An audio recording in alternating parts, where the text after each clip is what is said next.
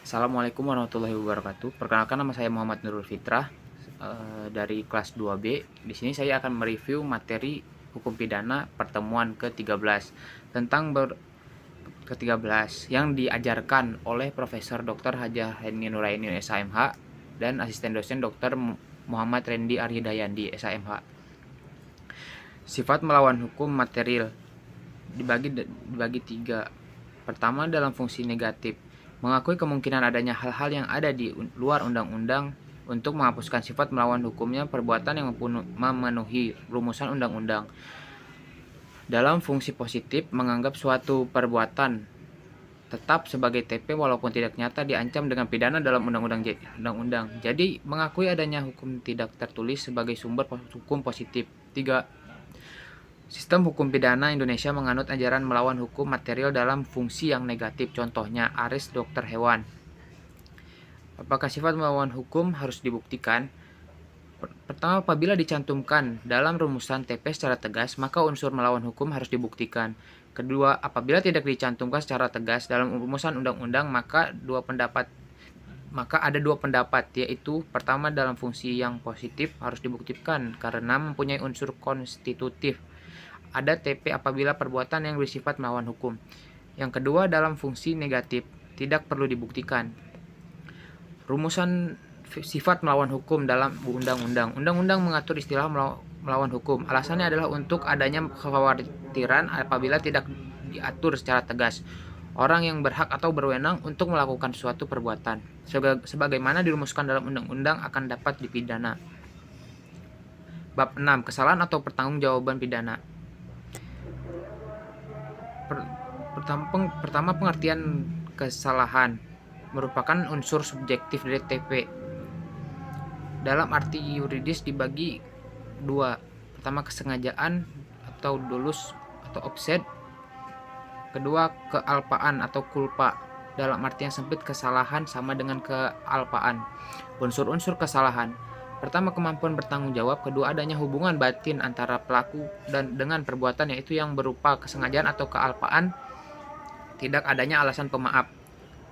B. Pengertian kesengajaan atau dolus atau offset. Dalam KUHP tidak ada definisi tentang kesengajaan, tetapi dalam MVT kesengajaan diartikan dengan menghendaki dan mengetahui. William et Wheaton. Jadi dikatakan sengaja apabila pelaku menghendaki apa yang dilakukan dan mengetahui perbuatan yang dilakukannya, yaitu atas dasar itu pelakunya mempunyai kehendak untuk mewujudkan Wills teori, unsur-unsur dari rumusan undang-undang.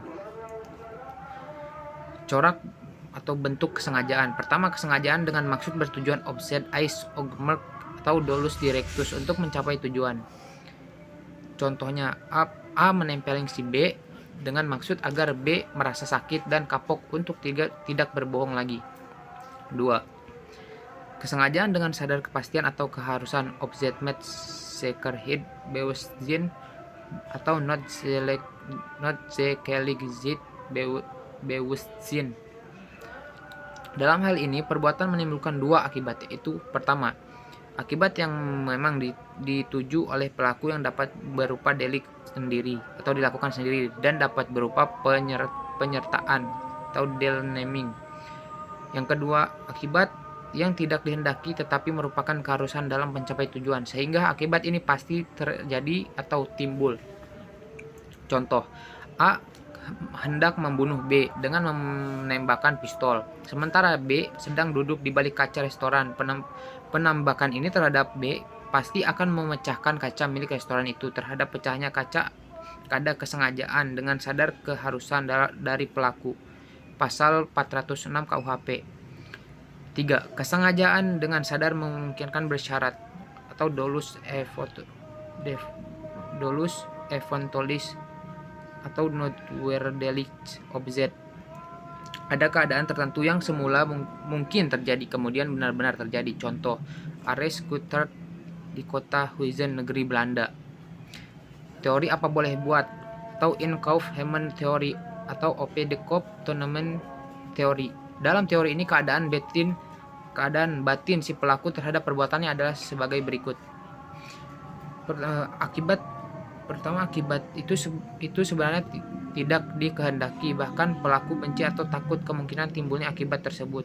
Yang kedua, akan tetapi meskipun demikian ia menghendaki, namun apabila keadaan akibat itu timbul, apa boleh buat, hak itu diterimanya juga. Ini berarti pelakunya berani memikul resiko. Sekian dari saya. Assalamualaikum warahmatullahi wabarakatuh.